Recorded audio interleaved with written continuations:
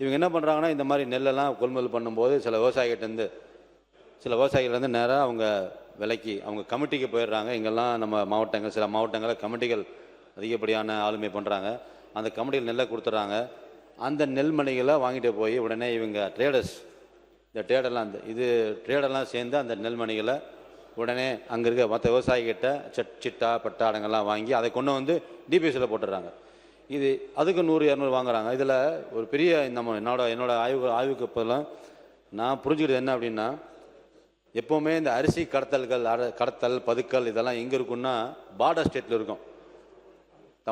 தமிழகத்தில் இருக்கிற 4-5 கேரளா, கர்நாடகா, ஆந்திரா இந்த பார்டரில் இந்த மாதிரி அரிசி கடத்தல் இருக்கும்.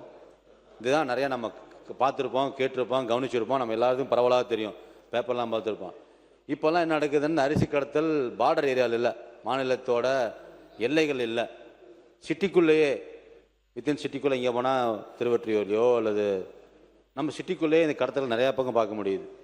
இதெல்லாம் இவங்க தான் ட்ரேடர்ஸ். எப்படி வந்து ஒரு ட்ரேடர் வந்து நெல்லை விவசாயிட்டேருந்து வாங்கி கமிட்டியில் வாங்கி அந்த நெல்லை எப்படி ட்ரேடிங் பண்ணி கொண்டு வந்து டிபிஎஸ்சி கொடுக்குறாங்களோ அதே போல் பெரிய ஊழல், பெரிய ஒரு சிஸ்டம் உள்ளே இருக்குது. நிர்வாக திறமையால் உருவாக்கப்பட்ட சிஸ்டம் இது. இந்த ஒன்று நிர்வாகம் கரெக்டாக பண்ணோம்னா, நிர்வாக திறமை இருந்ததுன்னா இந்த மாதிரி ட்ரேடர்ஸோ இந்த மாதிரி ஒரு தவறு வர சான்சஸ் இல்லை, ஊழல் மலிந்து போகாது. இது எப்படின்னா, கடந்த என்னோட பழக்க வழக்கங்கள் என்னோட ஆராய்ச்சி ஆய்வுகளில் இருக்கும்போது ஒரு வியாபாரி, ஒரு ட்ரேடர், அந்த ட்ரேடர் வச்சு எல்லாமே ட்ரேடர் தான், ஒரு வியாபாரி ரேஷன் கடைகள்லேருந்து அரிசி வாங்குறாரு, மக்கள்கிட்டருந்து வாங்குறாங்க, இல்லை மக்கள்கிட்டருந்து வாங்குறாங்க, அல்லது வெறும் பில்லை மட்டும் போட்டுட்டு ரேஷன் கடை ஊழியர்கள் மூலமாக அந்த அரிசி வாங்கிட்டு போயிடுறாங்க. அந்த அரிசி மூட்டையாக பேக் பண்ணி அந்த மூட்டைகள் நேராக அரவி ஆலைகளுக்கும் அரிசி ஆலைக்கு வந்துடுது. அந்த அரிசி ஆலைக்கு நெல் வந்தது. அந்த நெல் திரும்பியும் அதே குடோனு, அதே நம்மளோட ரேஷன் தாலுக்கு குடோனுக்கு, ரேஷன் கடைகளுக்கு வருது. இதே மாதிரி தான் நெல்லும் நம்ம டிபிசி சென்டர் மூலமாக நேரடியாக விவசாயிகள்லேருந்து டைரெக்டாக நெல்லை வாங்குகிறோம். அந்த நெல்லை வாங்கி அரவி ஆலைக்கு அனுப்புகிறோம்.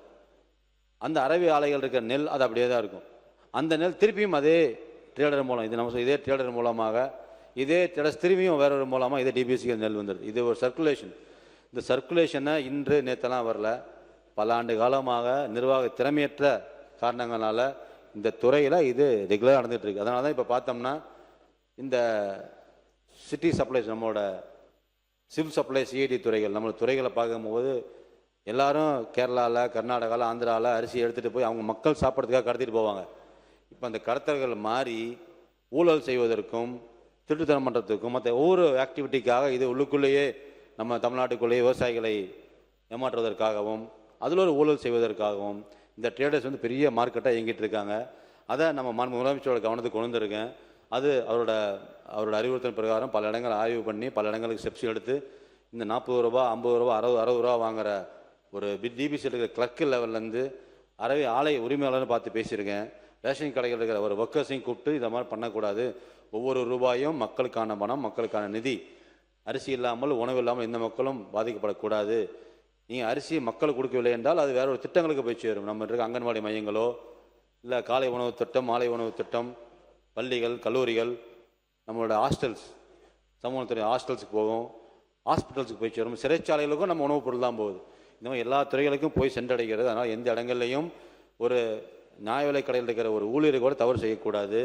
ஒரு குடோன் இருக்கிற ஒரு லோடுமேன் கூட, கூலி தொழிலாளர், சுமைதூக்கு தொழிலாளி கூட இந்த அரிசிகளுக்கு உடந்தையாக இந்த கலப்படத்திற்கு, இந்த ஒரு நிர்வாக திறமையற்ற இடத்துக்கும் இருக்கக்கூடாதுங்கிறத முனைப்பாக சொல்லி, இப்போ நான் முதல்ல சொன்ன மாதிரி ஒவ்வொருவருக்கும் நம்மளோட துறையோட அவசியத்தையும், அத்தியாவசிய உணவுப் பொருட்கள் துறை அதை விளக்கமாக சொல்லிக் கொடுத்து இது எங்கெல்லாம் இந்த ட்ரேடர் ஆக்டிவிட்டிக்கோ அதெல்லாம் கட்டுப்படுத்த முயற்சி பண்ணிக்கிட்டு இருக்கோம். இன்னொரு சில மாதங்களில் ஆக்டிவிட்டி எடுக்கப்படும்.